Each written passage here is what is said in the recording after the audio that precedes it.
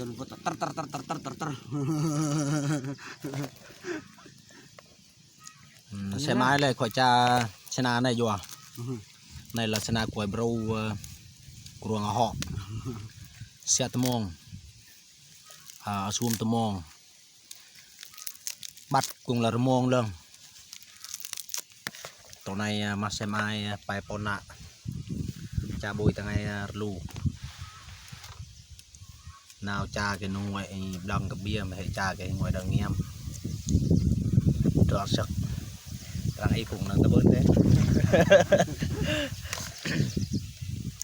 khăn xe máy tôi bên nạp cái giòn dâu hệ muốn nạ chim thử mà như chim thử bắt chanh chim từ loài cái chanh lòng bật cái cái xong rồi như chim từ loài xe tôm mông cái lượng ha châu hay plek à cái chạt chỗ buồn là chặt tộc buồn vặt vì lo nhỏ này là xuông tôm mông cặp xe tôm mông phải bắt luôn đều mông nhẹ nè hệ khô này cứ bắt cái nọt ăn khô lắm thức một lụp một lụp cho nó dễ mày chân một buông cái nào cái chập em được giờ sẽ lọc nhỏ em thằng vô nhá giờ hệ thì choกันbạn rồi giờ phải chịu bạn rồi này cái giặc mỏ cái đó rồi cô cái bài bay chỉ phụ triệu chẳng sau này sao mà phải tiêm phải chịu mày chịu ấy mà thì chẳng phải mày chịu hệ lẽ bạn tiền rồi mua mà hệ mới đứng bớt mua chứ nhà nó phụ kìa lệ hay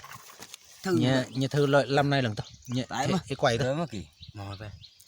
bên nhận cái đa thường lập ấy chọn từ tổng bầu hay nhìn thử em nhớ bò bỏ để bò cho bò tiêu tình lần cha chị nhưng có cha tôi lập tôi bên hôm là tầm mày không có cái tên chưa mà lâu gặp khát cái bò tiêu bò đây không biết đâu bón đảo cái ta đón cái lọc cái xe cày cái ta đây bảo cái nó tình em tới được cái sai sâu thẳm em sai cái này nó chọn tiêu kìa trang bắt nó sẽ ơi trang nó bắt trang sẽ ơi cái này có hở hở tiêu trang sẽ ơi bắt trang sẽ ơi cái nhát sai nó mà hay thua rồi chả biết lắm lòng vứt đây phục